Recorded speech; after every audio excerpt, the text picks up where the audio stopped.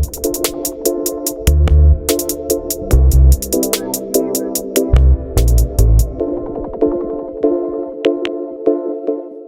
right, welcome to Fanatics Football, the football segment of the Fantasy Fanatics Podcast. I'm your host once again, James, and I'm joined once again by Nate. What's up, bro?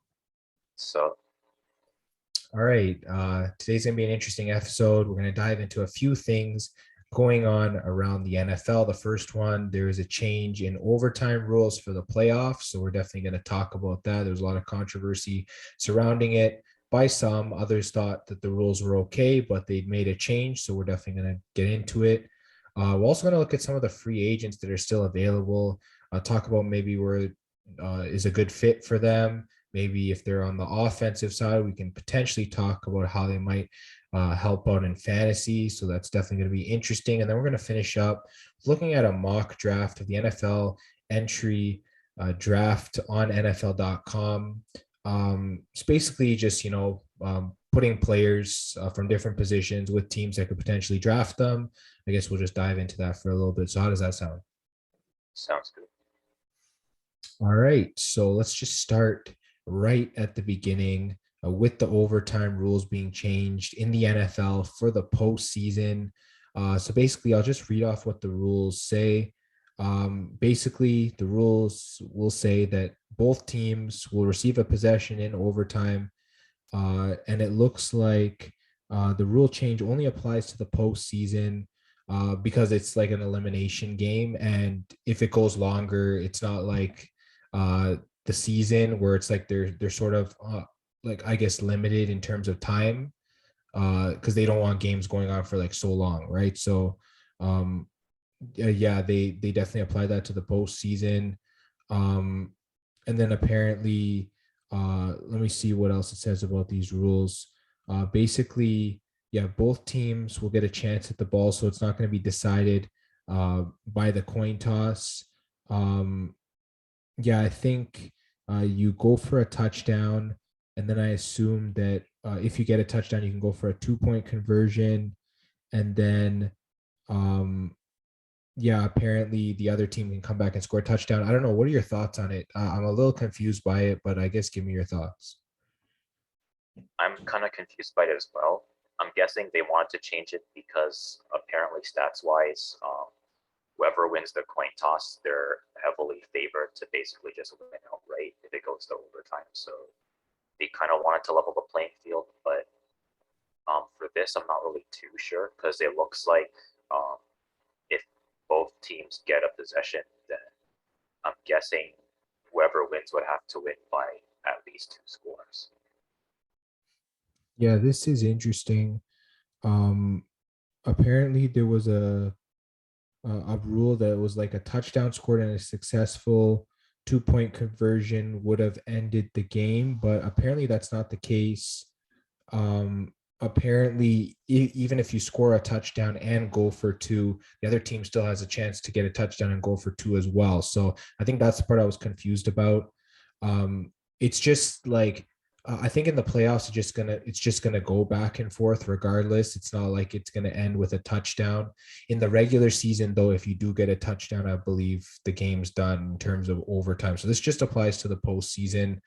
Um, yeah, I guess it's decent in that sense. Obviously, I definitely like seeing teams play good defense. We saw how the Bengals did it in that playoff overtime against the Kansas City Chiefs. They force an interception, then they end up winning the game. So I kind of like to see that more. I feel like even though the coin toss went towards the Chiefs in the previous game where they beat the Bills, I mean, it's happened so many times that way. I remember as a Patriots fan, it happened when we were facing the Chiefs, where we won the coin toss and we beat them. So honestly, it goes both ways. I feel like, one team gets screwed over one game and then they're going to screw over another team in another game. I don't know. Maybe what are your thoughts on that? I guess it's kind of the idea that if my team is like better like on paper, I want my team to be able to show that. So I guess with kind of a more back and forth kind of rule, like a rule that allows like more possessions, then theoretically the stronger team should be able to come out on top more often than not. So I guess instead of like a coin toss, like kind of it's more like whoever has the stronger roster overall is probably going to Yeah, I think that definitely makes sense. It also favors the offense more because I mean, if you feel like your offense is good enough, then you pretty much just don't have to play a lot of defense. And then if you only allow 3 points, your offense can just go down and win the game. So yeah, I feel like it kind of hurts defense in that way. But then, like you said, at the same time, it gives both teams a chance in overtime. It's just one of those things. You're going to get people on both sides. Honestly, doing it in the playoffs, I feel like should be okay because it's more important. Regular season, it's like if you want to get the win, win it in regulation, that kind of thing. If you lose in overtime off of the first possession, it's just the regular season. Like there's another game coming up on the network right after. You can't have a game going back and forth the whole time unless there actually is no score. So, yeah, definitely a change that some like to see, some don't like to see, but we'll definitely keep an eye on how it sort of affects games going forward because there's definitely going to be some controversy either way. This is the NFL. We already know those kind of things happen. So yeah, definitely an interesting rule change for sure. I'll move to the next thing now. We'll look at some of the top free agents still available. I guess maybe get your thoughts on, I guess, whether there's still a top level player, maybe a fit in terms of an NFL team. And yeah, we'll start with Tyrann Mathieu, safety from the Kansas City Chiefs. It looks like the Chiefs are not bringing him back. Um, I guess, I don't know. Do you still see him as a top player? And I guess maybe where do you think he should sign? I'm not sure if I would still consider him a top player, mainly because he's starting to get up there in age. I think he's still at the age where he has more than enough experience. He's not that old. He's like only 30, but I guess players tend to age a little bit faster in like a sport like football. So I would say he could still end up being in like a team that's trying to push for the playoffs. I guess it also kind of depends on the cap space as well, because most likely he's gonna be kind of a more expensive player. So maybe a team, I guess like a team that kind of has like a lot of cap space, but they're also trying to make a playoff push. Yeah, I definitely agree. I think a team like the Pittsburgh Steelers would make sense just because they've always prided themselves on like big time defensive players. So I think that's maybe the fit that I would think of. The next player on this list you're really familiar with, and that's Odell Beckham Jr. Um, I'm, I don't know. I feel like he should re-sign back with the Rams just because, he's doing rehab and that whole thing. I guess what are your thoughts on him and where he should maybe sign? I mean, it worked out with him with his first year um, with the Rams, and I'd say the Rams are kind of favored to make another deep playoff run, if not go all the way to the Super Bowl again. So I'd probably say the Rams are probably his best bet. I think there's any chance he goes back to the Browns, considering Deshaun's now there. Um, I mean, I'd hope so, but I'm not really too sure. Yeah, apparently there is some mutual interest there. So maybe after winning a ring, he's like, you know what? Maybe I'll go back to the Browns, play with Deshaun. Yeah, we'll have to see about that. Next one, Stephon Gilmore, someone I'm really familiar with as a Patriots fan. Of course, the Patriots didn't want to give him the long-term deal. It looks like the Panthers haven't re-signed him either. Um, yeah, I don't know. He's dealt with a lot of injuries the last couple of years.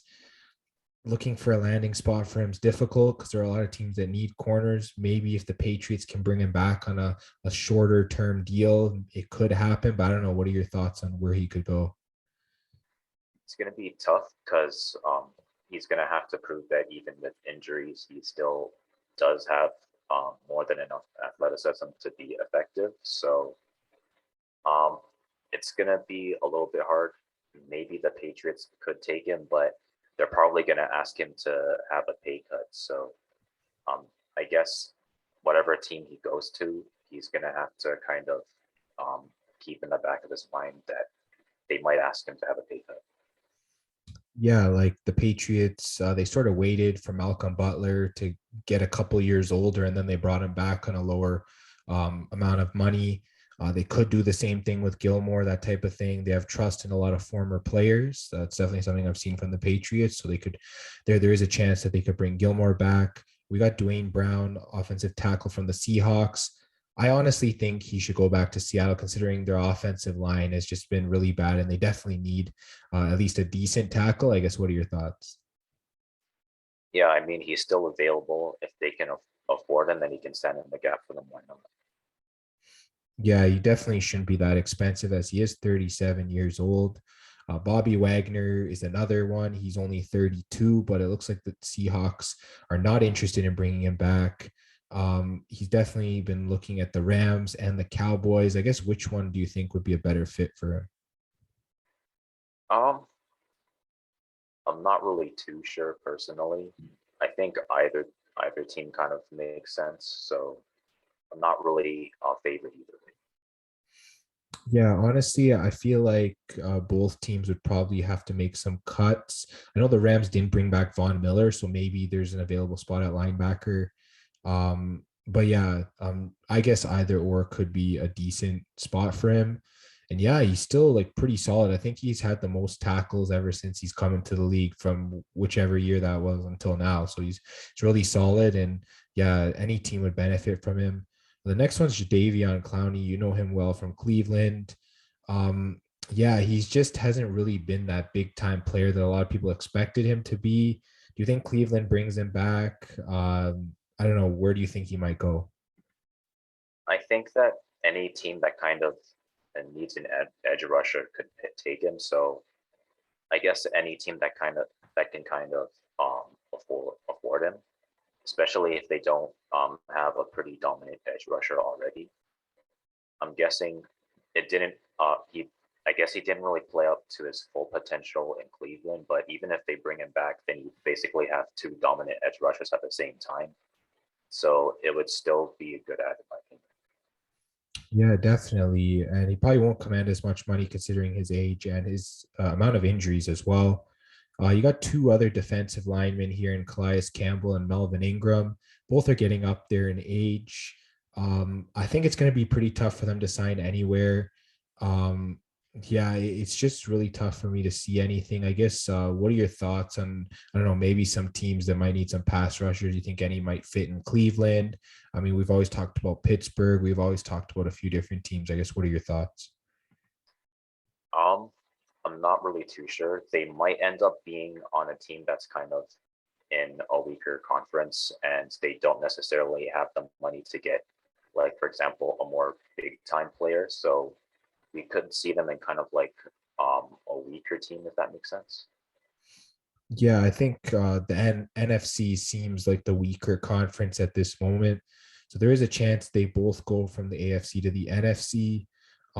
Like you said, there's definitely some teams they're looking for some players. They might not find them in the draft. So there's a good chance these guys will get signed after the draft. We got Rob Gronkowski here. It looks like he is going to re-sign with Tampa Bay. It just isn't official yet. So that's probably his most likely definition. We have Jarvis Landry. He was cut from the Browns, but it looks like the Browns have interest in bringing him back. And apparently he's interested as well. I'm just not sure what your thoughts are on that. I mean, I guess I'll take it if they're still interested, but most likely they probably want to kind of restructure the contract a little bit just so they can kind of stay under the cap. Yeah, that's probably what the main thing is. I guess, what are your thoughts on the potential receiving core of him and Amari Cooper? I mean, I think it'd be good, especially with Deshaun Watson in him and Amari Cooper. It'd be a really good offense. And you got Nick Chubb and Kareem Hunt back there too, man. That's looking pretty good. I can't lie about that. So yeah, Cleveland looking really solid on both sides of the ball heading into this season. We got some other defensive linemen here. Uh, Jerry Hughes, Akeem Hicks, Trey Flowers. Like we said, teams looking for guys like this, most likely after the draft. If they don't get someone they like there, they'll definitely go sign some of these vets. We got JC Treader here. He's a center. Centers are definitely difficult to find. So teams will always have injuries. It looks like that he should be able to get signed at some point. So we'll definitely keep an eye on that. There's wide receiver Will Fuller. Obviously, he's dealt with injuries. He's dealt with suspensions. Um, I don't know. I guess what are your thoughts on Will Fuller and I guess his potential to sign somewhere? I mean, he's still 28, so he's still kind of in his prime. So I guess pretty much any team who wants a wide receiver that's like not too expensive could probably take it. Yeah, definitely. And also offensive tackle Eric Fisher. He's definitely really solid. Obviously, he dealt with a lot of injuries last year. I'm still surprised the Chiefs let him go, but they did upgrade their offensive line, and then the Colts also let him go, which is interesting. So we'll see. There's definitely a team that's going to want tackles. Most of these guys will get signed after the draft, as you know, teams are probably going to take their chances with going after a younger player. Julio Jones is probably another one of those. I guess he's been linked to a few different teams. I guess maybe give me your thoughts on him. Um, I guess this is kind of he's kind of in a position where people aren't sure if he's still the same Julio that was in Atlanta, or if what happened in Tennessee is going to be the Julio that we see going forward. So I'm guessing that any team that takes him is probably going to ask him for a pay cut. Yeah, I definitely agree. He's definitely still really solid. I know he's been linked to the Colts, he's been linked to the Patriots, he's been linked to a few different teams. So we'll definitely see after the draft which teams don't end up getting a top wide receiver. They might actually offer Julio Jones a 1 or 2 year deal. So yeah, we'll definitely have to keep an eye out for that. There's a few other smaller name free agents. Some of them most likely will go back to their current teams. Guys like Ndamukong Suh with Tampa Bay and Dante Hightower with the Patriots. I guess others could find themselves on other teams, maybe a running back like Melvin Gordon or an edge rusher like Justin Houston, but we'll definitely keep an eye on those as they happen. Yeah, I guess now we'll move into our mock draft for the NFL draft for 2022. It is on NFL.com. NFL.com writer Bucky Brooks did his third mock draft of the season. So we'll just take a look at it, and I guess I'll just get your thoughts. So we'll start with the first overall pick, the Jacksonville Jaguars. Yeah, we'll start with their first pick. He says they're taking Aiden Hutchinson. I guess give me your thoughts on him. He's an edge rusher from Michigan. I mean, you can always use another edge rusher on the team. I'm guessing Jacksonville like kind of want to work on the defense first, and then maybe in the second round they can take some offensive pieces. Yeah, I mean, we saw how decent their front line of defense can be last year. We saw what pass rusher Josh Allen did for them last year, the famous Josh Allen against Josh Allen game. Josh Allen, I believe, was the second overall pick in his draft year. And if they can get an offensive freak a defensive freak like Aiden Hutchinson on the other side, they'll definitely be really solid. We'll move to the Detroit Lions now. He has them taking Travon Walker, defensive lineman from Georgia. How do you feel about the Lions getting bigger up front? I mean, it'll definitely help them with their defense. I think that the Lions, they were already a team that they were making some pretty surprising upsets. So if they kind of focus on their defense first, they can kind of slow the other team down, try to develop the plays that they already have.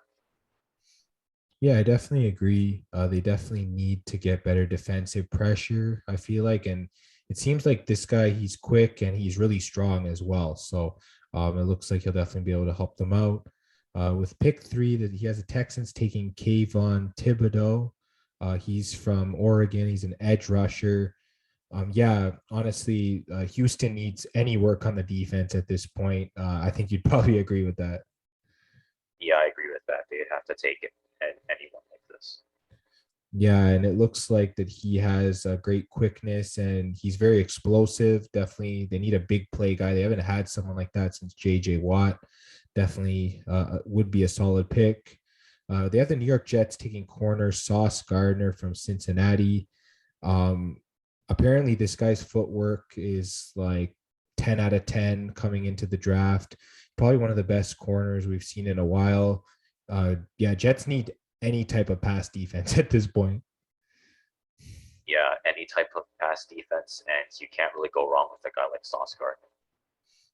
Yeah, I definitely agree. Covered some of the top wide receivers in college, so he's definitely going to try and translate that to the NFL. The Giants are picking at 5. They take offensive tackle Evan Neal from Alabama. I think you'd agree with me on this. Giants' offensive line has just been pretty terrible. It's probably been like bottom 3 in the league the last couple of years. Yeah, with that, I think Evan Neal will probably make a lot of impact immediately. It'll allow their offense to kind of do some work. I know Saquon Barkley hasn't been able to play to his potential. Daniel Jones hasn't been able to play to his potential. So I guess Evan Neal is probably like the first priority. For sure. And moving to the Panthers at 6, he has them taking Ike Ekwonu, offensive tackle from NC State. Yeah, Carolina also had a very terrible offensive line last year. I believe it was bottom 5. Yeah, the amount of sacks they allowed was just insane. I guess, what are your thoughts? Yeah, they're kind of in a similar position to the Giants. I guess Christian McCaffrey, he's been facing multiple injuries. They haven't had the best luck with quarterbacks either. So if they start with the line first, I'd probably improve everything else. Yeah, definitely. And get the Giants picking again at 7. They got them taking Jermaine Johnson from Florida State. He's an edge rusher. It looks like with the first 2 picks, he has the Giants addressing both sides of the ball at the front line. I think that's a pretty smart idea. I guess. What are your thoughts? I kind of like it. I think that the Giants already have, I guess, some players already at the other positions. For example, they already have Saquon Barkley on the offensive end. On the defensive end, I think they have some players, but I think the line's probably more important right now. Yeah, definitely. We'll get now to Atlanta at pick 8. They He has them taking Garrett Wilson, wide receiver from Ohio State. Of course, no more Julio Jones in Atlanta, no more Calvin Ridley for the foreseeable future. He'd pretty much be a compliment to Kyle Pitts. He's the top receiver off the board. I guess, what are your thoughts on this pick? I think it's a pretty good. I think it's a pretty good pick for the Hawks. That way, you're not really too reliant on Kyle Pitts. You have someone like Garrett Wilson. So yeah, I like it. Definitely a solid pick in my eyes. Pick 9, Seattle. He has them taking Devin Lloyd, Utah linebacker. Obviously, it would just be a straight replacement for Bobby Wagner. It makes sense because Seattle, they definitely need to improve their defense. I guess, what are your thoughts? Yeah, I guess this is kind of the best bang for buck option. So I like this pick as well. All right, and the Jets are picking again at number 10. They took a corner with their first pick. Now they're taking a safety with their second pick. We talked about how bad their pass defense was. I don't know. What are your thoughts on taking 2 players from the same area of the field? I guess they really, really need some pass defense. So why not prioritize that first? Yeah, definitely. Getting to some of the other picks, pick 11 and 12, you got Washington at 11, Minnesota at 12. They both take corners. Derek Stingley Jr. going to Washington and Andrew Booth going to Minnesota. I guess give me your thoughts on these 2 picks. I guess both teams, they needed to upgrade there on their defense. What are your thoughts? I think Washington last year, their defense wasn't as good as the year before last year. So they probably want to kind of address that. And the Vikings, their defense have been kind of up and down over the years. So I guess they kind of want to address that first. Yeah, for sure. Definitely 2 teams that are, trying to get into a wide open playoff picture in the NFC. Definitely want to shore up their defenses. We get to Houston now. They take wide receiver Drake London in this mock draft. Yeah, apparently he's like, he'll go to a team and he'll be the number 1 receiver. And yeah, he's great for the development of quarterback Davis Mills. I think it's a great pick. I guess give me your thoughts. Yeah, I guess they're probably confident in Davis Mills so far. So why not just bring in some talent to kind of help develop it? For sure. And pick 14, is the Baltimore Ravens. He has them taking Trent McDuffie, corner from Washington. Yeah, with the amount of injuries the Ravens had on their pass defense last year, I think this is a must add. Yeah, it brings them even more depth, and if they end up being healthier, it kind of makes Ravens even scarier to play. Definitely. And picks 15 and 16, both owned by the Eagles. One, they take wide receiver Chris Olave, and the other one, they take corner Kyler Gordon. So they pretty much address both sides of the ball. I guess, what are your thoughts on these picks? I kind of like them. I think the Eagles, they really need to kind of improve their offense. So Chris Olave is a pretty good ad. Gives them some more weapons through the air, and Kyler Gordon gives them some pass defense. So I think those are some pretty good picks. Yeah, definitely the best of both worlds. Um, LA Chargers at pick 17, he has them taking offensive tackle Charles Cross. At this point, they're just trying to protect Justin Herbert. And I think I got to agree with them. What are your thoughts? Yeah, I don't think they really need to bring in any more talent like through the air or on the ground. If they bring in some talent through the line, it's going to basically be even harder to stop this team. Yeah, I know they definitely addressed wide receiver by re-signing Mike Williams. They addressed corner with J.C. Jackson and defensive line with Khalil Mack. So the only thing they didn't really address was the offensive line.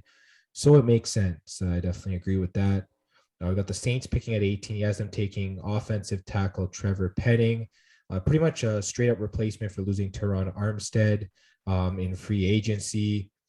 Honestly, at this point, the Saints, they're one of the best teams at the line on both offense and defense. I think this is pretty much just a good replacement. Yeah, I mean, if you lose a player, why not get another player right back? Yeah, definitely. And it looks like the Philadelphia Eagles have another pick. Yes, I'm taking Tyler Linderbaum, Iowa's center. Um, yeah, honestly, their offensive line is kind of getting old. Both their offense and defensive line is kind of getting old. So they're, I guess, trying to replace players there. I think it's a decent pick. I don't know. What are your thoughts on that? I guess it's an okay pick. Maybe if they wanted to, I guess, get the line, maybe they could try to draft a line a little bit higher. But I guess maybe they thought they should probably get some weapons around Jalen Hurts first, get some pass defense first. I'm guessing they're pretty confident in their line still, so Linderbaum's probably going to be like the next man up on the line. Yeah, I definitely agree. I think maybe they could have gone to the defensive side, but if they address it later in the draft, that's definitely okay. Pick 20s by Pittsburgh. Yes, I'm taking Jahan Dotson, Penn State wide receiver. At this point, they're trying to get weapons from Mitch Trubisky. They lost Juju Smith-Schuster in free agency. I guess, what are your thoughts? Yeah, I guess they need another, I guess, weapon to kind of complement who's already there, like Chase Claypool. So I guess this way they're still a pretty strong team. For sure. And New England Patriots, he has them selecting Roger McCreary at 21. He's a corner from Auburn. I feel like that this is just a straight up replacement for J.C. Jackson. I don't mind it at all. Definitely get a young body corner in there. Yeah, and Patriots are great at developing defensive players. I guess, what are your thoughts? I mean, Bill Belichick pretty much always knows what he's doing, so I'll just stick with what he knows. Definitely. And it looks like the Packers are, he has them taking Bernard Raymond, offensive tackle from Central Michigan. I'm surprised the Packers aren't taking a wide receiver here, but they haven't really wanted to take wide receivers in the first round. So I guess, what are your thoughts on this pick? I thought like the wide receiver might have been kind of the first priority for Green Bay because Aaron Rodgers keeps saying, I need help, I need help. I mean, the line does help. It's going to make it a lot easier to pass. It's going to make it easier to run. But at the same time, I feel like they should take a wide receiver maybe a little bit early. Yeah, definitely. Um, yeah, it looks like a lot of the wide receivers were taken before their position in the draft, which could end up being an issue. But if one guy falls to them, they can definitely go grab him. Next couple picks, he has the Cardinals taking defensive lineman Jordan Davis, and then the Cowboys taking a defensive lineman Boye Mafe. I guess anything that stands out to you from either of these two picks? I really like the Jordan Davis pick, but I guess what are your thoughts? I kind of like the Jordan Davis pick as well, especially considering Arizona already has a really good offense. So they just need to work on their defense, and then they'll be good on both sides of the ball. Definitely, and I assume Dallas would just be adding to their depth. Um, Two teams taking guards now, both the Buffalo Bills and the Tennessee Titans. It makes sense because I guess both of them have a really strong run game. Buffalo, it's with Josh Allen, and Tennessee, it's with Derrick Henry. So honestly, just protecting their highest paid investments seems like a logical move. I guess. What are your thoughts? Kind of makes sense to me, especially considering the Bills. Protecting Josh Allen is kind of like their first priority, and it's the same with Derrick Henry. For sure. And pick 27, he has the Tampa Bay Buccaneers taking Devontae Wyatt, Georgia defensive tackle. If they don't re-sign Ndamukong Suh, it looks like he would be a direct replacement for him on the defensive line. I mean, the Bucs defense is always scary. I think this just makes them scarier. Pretty much, they'll probably be the team that kind of shuts down a lot of teams you wouldn't expect. For sure. And speaking of the Green Bay Packers, they do take a wide receiver with their next pick. He has them taking Christian Watson at 28th. Yeah, I think that getting at least a first-round wide receiver in the building with Aaron Rodgers is a good move. But I guess what are your thoughts? Yeah, I think if they really want to, I guess, go for the line first, then I think they would have to take a wide receiver right after because you want to have as much depth through the as possible. Yeah, definitely. Because Randall Cobb is not a long-term solution because of his age, and of course Marquez Valdez-Scantling signed with the Kansas City Chiefs, so they just really don't have a lot of options at receiver right now. So definitely a good pick. We got the Chiefs picking back to back. Speaking of them, they take wide receiver Sky Moore from Western Michigan at 29, and he has them taking Dax Hill, Michigan safety, at 30. It looks like one's replacing Tyreek Hill, the other one's replacing Tyrann Mathieu. I guess give me your thoughts on that. I guess with these two picks, KC Nation's probably going to be one of the strongest teams in the league again. Yeah, I definitely agree. This team, they've been good in terms of like replacing like players that they've lost. For some reason, they always lose players on the defense, but they somehow always win their division. Like it just doesn't make sense. Looks like they're going to do that again, especially bringing in a guy like Dax Hill, train him up with the defense, and he might be able to make some plays this year. We'll definitely have to see. With the 31st pick, the Bengals, he has them taking Logan Hall, Houston defensive end. Honestly, I have mixed feelings about this pick because I would have preferred them to take an offensive lineman in the first round, considering how much Joe Burrow got like bullied out there. I don't know. What are your thoughts on this pick? I kind of would have liked more of either an offensive guard or an offensive tackle, something on the offensive line as well. I think we saw in the Super Bowl and in the playoffs in general, Joe Burrow was taking a lot of hits, and he was basically just using his athleticism to kind of power his way through the entire postseason. And I don't think that's a viable long-term strategy. I know Russell Wilson didn't have the best offensive line at times on the Seahawks, but again, I still don't think that's a good idea. I'd rather they try to do what the Bills did and try to protect Joe Burrow. Yeah, I definitely agree. Definitely something that I feel like the Bengals should be doing as well.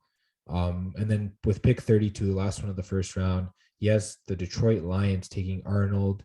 I'm gonna butcher this name, Abiketi, from Penn State, edge rusher. Yeah, I think he has the Lions taking an edge rusher earlier in the draft. Sorry, he wasn't an edge rusher. He's a defensive lineman, Trayvon Walker. Now they take a guy off of the edge. So they solidify their defensive line with two players. I guess give me your thoughts on that. Yeah, I guess with a lot of guys on the line, they don't really have to worry too much on having to figure out how to stop other players. They probably have a line that's pretty good pressuring other teams. For sure. And I guess what's interesting with this mock draft, he didn't include any quarterbacks. So he said that there is a chance that round one could pass by with no quarterbacks going off the board. I guess he doesn't like the talent level of guys like Kenny Pickett, Malik Willis, among others. I don't know. I guess give me your thoughts on maybe a team here that could take a quarterback instead of, I guess, their pick that they currently have. Honestly, I don't really like taking quarterbacks in the first round because I guess we saw what happened last season. There were a lot of quarterbacks with a lot of potential. Mac Jones was kind of the most successful by far, so I would think that for the most part, I don't think any team really needs to draft one. Maybe the Lions, but I think the Lions should be fine with Jared Goff for now. Yeah, it looks like for the most part, I don't think teams should really be looking for a quarterback in the first round. Honestly, I think for me, maybe you start looking at a quarterback. I don't think any should go in the top 10. Maybe Pittsburgh at 20 if they want to look at someone for their future. Like you said, the Lions should be okay for this year with Jared Goff, and I think I agree with you on that. I don't think they should be reaching for anyone at number 2. Then if you keep scrolling, a lot of these are playoff teams that have quarterbacks. So, yeah, maybe the Lions do take one at the end of the first round. That's another thing that I could see happening. Does Washington take one? Maybe, but they're all the way up at pick 11. I don't know whether they'd want to do that. Yeah, it's tough. Maybe Atlanta. I think Atlanta could be a possible team since they don't have Matt Ryan anymore. How many years do you think they're going to go with Marcus Mariota? That's the question. So, yeah, those are maybe a handful of teams that might do it. Will Carolina do it? I don't know if they will. I feel like they have a lot of things that they need to fix as well. So, yeah, definitely an interesting topic as well. We'll definitely see what teams do in the draft. Obviously, your Cleveland Browns, no first round picks, but they have Deshaun Watson. So I think they're pretty happy about that. Yeah, I guess they decided to kind of leverage their future this draft for Deshaun Watson. So hopefully it works out. They've been stacking up so much talent every single draft. It's their time to win now. They're going to go for it. And I'd do the same thing if I was in their position. They didn't feel like Baker was enough to get them over the top. I think they only won one playoff game with him. So they definitely feel like Watson's going to be that guy. And I mean, if he plays with the kind of talent he's been playing with in Houston, he's so talented. We just haven't seen him on the field. If he comes back with that same talent, yeah, they'll be great. They'll be ready to go. They'll definitely be competing for a Super Bowl for sure. And yeah, that's pretty much everything here for the mock draft. So it's going to be the end of this Fanatics football episode. Just make sure you check us out on Instagram and Twitter at Fan Podcast. We've been posting picks for both NBA and NHL. Definitely go check them out. In terms of this podcast, we're on YouTube, Spotify, Apple Podcast, and Google Podcast. Just make sure you like, subscribe, share, hit the bell for notifications on YouTube, leave comments, reviews, all that good stuff. And yeah, man, a lot of small pieces of news, definitely stuff, I guess, worth looking at. And yeah, we'll talk to you guys on the next episode.